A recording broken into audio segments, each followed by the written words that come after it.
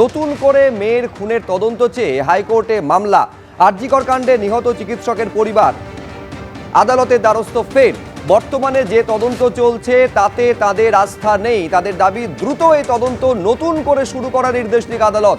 তদন্তের নামে যেসব তথ্য লোপাট হয়ে গিয়েছে হাইকোর্টে অভিযোগ করেছেন নিহত চিকিৎসকের পরিবার। সৌভিক মজুমদার আমাদের প্রতিনিধি আরো বিস্তারিত এই নিয়ে বলবেন, আমার জন্য করবেন সন্দীপ সরকার এই মুহূর্তে আমাদের সঙ্গে রয়েছে। তার মানে সন্দীপ, একেবারে সিবিআই এর প্রতি অনাস্থা এবং দ্বিতীয়ত নতুন করে আবার পুরো ইনভেস্টিগেশন যাতে শুরু করা যায়, আদালত যেন সেই নির্দেশ দেয়, সেই আবেদন নিয়ে আদালতে দ্বারস্থ নির্যাতিতার পরিবার।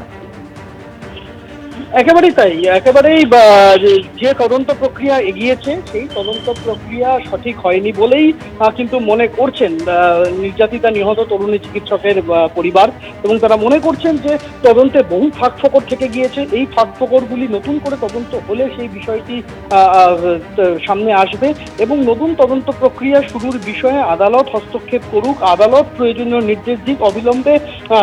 এই বিষয়টা দেখা দরকার আদালতের, না হলে অনেক দেরি হয়ে যেতে পারে। এই মর্মেই কিন্তু তারা মামলা করেছেন এবং সেই মামলার শুনানি হবে এবং তাতে সিবিআইকেও তার বক্তব্য জানাতে আদালত নির্দেশ দিয়েছে। সিবিআই তাদের বক্তব্য জানাবে আদালতে। আজকে এই মামলাটি দায়ের হয়েছে বিচারপতি শিবশঙ্কর ঘোষের এজলাসে এবং নির্যাতিতা নিহত তরুণী চিকিৎসকের পরিবার তদন্তের কোথায় কোথায় গাফিলতি রয়েছে, কি কি ভুল হয়েছে, কোন কোন জায়গায় ফাঁক থেকে গিয়েছে, এই বিষয়টাও কিন্তু তারা ড্রাফট আকারে আদালতকে আজকে জানিয়েছেন। সুব্রজিৎ। এবার মুর্শিদাবাদ থেকে জাল পাসপোর্ট চক্রের দুই পান্ডা গ্রেফতার। হরিহরপাড়া থেকে দুই ব্যক্তিকে গ্রেফতার করলো অসম পুলিশের এসটিএফ। ধৃতদের নাম মোহাম্মদ আব্বাস আলী ও মিনারুল শেখ। ধৃত আব্বাস ও মিনারুল ইউএপিএ ধারায় অভিযুক্ত। ধৃতদের থেকে উদ্ধার হয়েছে 4টি মোবাইল ফোন এবং পেন ড্রাইভ। মুর্শিদাবাদ থেকে জাল পাসপোর্ট চক্রের দুই পান্ডাকে গ্রেফতার করা হয়েছে। হরিহরপাড়া থেকে এই দুই ব্যক্তিকে গ্রেফতার করেছে অসম পুলিশের এসটিএফ। যেমনটা জানা যাচ্ছে, ধৃতদের নাম মোহাম্মদ আব্বাস আলী ও মিনারুল শেখ। এই ধৃত আব্বাস ও মিনারুল ইউএপিএ ধারায় অভিযুক্ত।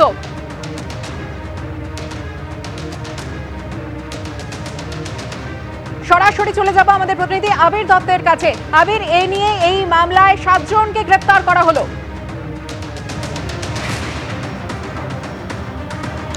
দেখো, তোমাকে শুরুতেই জানাই, আসাম পুলিশের এই যে মামলা, যে মামলায় দুজনকে ইতিমধ্যে গ্রেপ্তার করে নিয়ে যাওয়া হয়েছে, যেটা বেঙ্গল এসটিএফ সূত্র থেকে আমরা জানতে পাচ্ছি বা জেলা পুলিশের সূত্র থেকে জানতে পাচ্ছি যে তাদেরকে একটা ইন্টিমেশন দেওয়া হয়েছিল আসাম পুলিশের তরফ থেকে যে তাদের একটি মামলার পরিপ্রেক্ষিতে তারা দুজনের খোঁজ করছেন।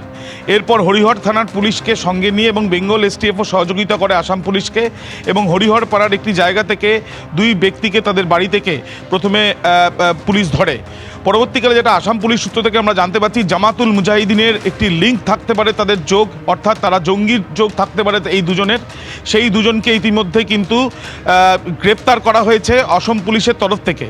এবং তোমায় জানিয়ে রাখি, কেরালা থেকেও এক ব্যক্তিকে গ্রেপ্তার করা হয়েছে, অর্থাৎ অসম পুলিশের তরফ থেকে পশ্চিমবঙ্গের মুর্শিদাবাদের হরিহরপাড়া থেকে দুজনকে, কেরালা থেকে একজনকে গ্রেপ্তার করা হয়েছে। প্রসঙ্গত তোমায় জানিয়ে রাখি, অসমের ধুবুরি অঞ্চল এবং আরও একটি অঞ্চল, এই দুটি জায়গা থেকে 5 জনকে গ্রেপ্তার করা হয়েছিল এবং তাদেরকে জিজ্ঞাসাবাদ করেই কিন্তু এই দুজন ব্যক্তি যারা মুর্শিদাবাদের হরিহরপাড়ায় ছিল তাদের খোঁজ পাওয়া যায়।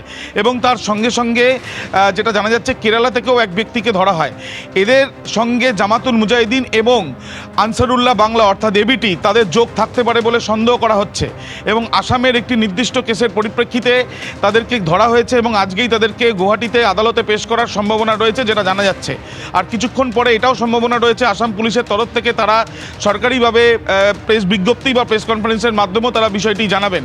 তবে যেটা মনে করা হচ্ছে যে বাংলাদেশ থেকে কিছু মানুষ এখানে ঢুকে ভুয়ো পাসপোর্ট থেকে আরম্ভ করে ভুয়ো আইডি কার্ড সেগুলো হাতে যে পায়, সেই বিষয়ের সঙ্গে সঙ্গে এই তাদের যোগ থাকতে পারে এটাও যে তারা এখানে দাঁড়িয়ে তাদের মডিউল তৈরি করার চেষ্টা করতে পারে, এই সম্ভাবনাও রয়েছে।